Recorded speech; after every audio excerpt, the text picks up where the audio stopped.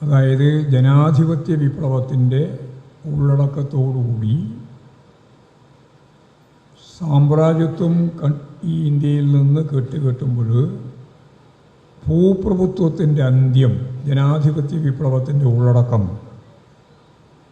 കൈകാര്യം ചെയ്യപ്പെടണം എന്ന മുദ്രാവാക്യം ഉൾച്ചേർന്നതാണ് കമ്മ്യൂണിസ്റ്റ് പാർട്ടിയുടെ സ്വാതന്ത്ര്യ പ്രസ്ഥാനം.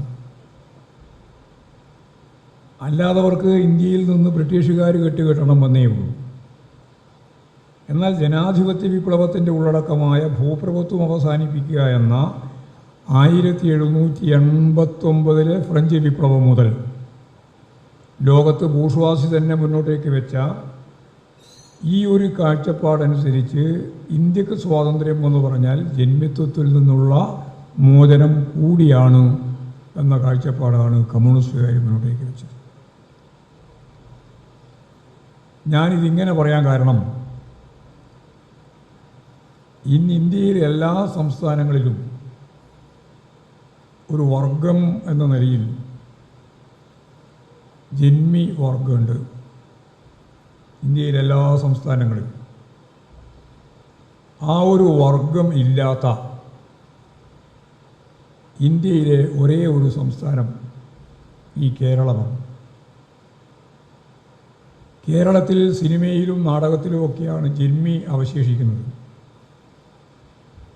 ഒരു സാമ്പത്തിക വർഗം എന്ന നിലയിൽ ഇന്ത്യയിൽ ജന്മിത്വം ഇല്ലാത്ത ഒരേ ഒരു ഇന്ത്യൻ സംസ്ഥാനം കേരളം മാത്രമാണ്. ഇങ്ങനെ ഒരവസ്ഥ വരാൻ കാരണം മറ്റിതര സംസ്ഥാനങ്ങളിൽ നിന്ന് വ്യത്യസ്തമായിട്ട് കേരളത്തിൽ അതിൻ്റെ ആദ്യത്തെ ഘട്ടത്തിൽ, അതായത് 47 ആഗസ്റ്റ് 15 മുമ്പും 47 ആഗസ്റ്റ് 15 ശേഷവും കേരളം കൈകാര്യം ചെയ്ത ദേശീയ സ്വാതന്ത്ര്യ പ്രസ്ഥാനത്തിൻ്റെയും സ്വാതന്ത്ര്യാനന്തര കാലത്തിൻ്റെയും മുദ്രാവാക്യങ്ങളിൽ ഉൾച്ചേർന്ന, പ്രത്യേകിച്ച് VMSൻ്റെ സംഭാവന തന്നെയാണതിൽ, ജാതി ജന്മി നാടുവാഴി വ്യവസ്ഥക്കെതിരായ ജനകീയ പോരാട്ടവും നിയമയുദ്ധവും രണ്ടും ചേർന്നതാണ്. കോൺഗ്രസിൻ്റെ ഗവൺമെൻറ് രൂപപ്പെട്ടു വന്നപ്പോൾ അവിടെയാണ് നിയമയുദ്ധത്തിന് സാധ്യത രൂപപ്പെട്ടു വന്നത്. മദ്രാസ് അസംബ്ലിയുടെ ഭാഗമായിട്ട് ചർച്ച ചെയ്യപ്പെട്ടപ്പോഴും അന്നും VMS പറഞ്ഞിരുന്നത് മൗലികമായ മാറ്റം എന്ന് പറയുന്നത് ജാതി ജന്മി നാടുവാഴി വ്യവസ്ഥയുടെ അന്ത്യം, ആ ഒരു തരത്തിലേക്ക് കേരളത്തെ നയിക്കണമെന്ന്, കേരളം എന്ന് പറഞ്ഞാൽ ഐക്യ കേരളം വരുന്നതിന് മുമ്പ് തന്നെ അതിലേക്ക് നയിക്കണമെന്നാണ് നമ്മുടെ ധാരണ. അത് രൂഢമൂലമായിട്ട് കേരളത്തിലുള്ളതുപോലെ മറ്റ് ഇതര സംസ്ഥാനങ്ങളിൽ അത്രത്തോളം ഉണ്ടായിരുന്നില്ല.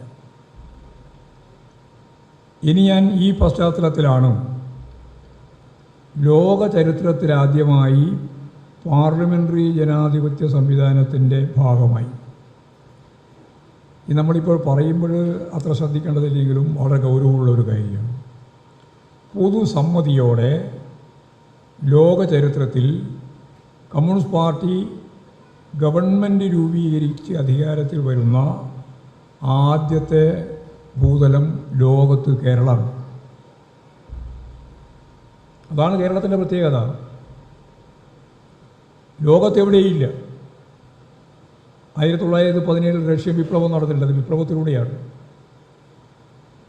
47 ശേഷം നമുക്കറിയുന്നത് പോലെ ചൈനയിലും വിപ്ലവം നടന്നിട്ടുണ്ട്. അതും സായുധ വിപ്ലവത്തിൻ്റെ ഭാഗമായിട്ട്.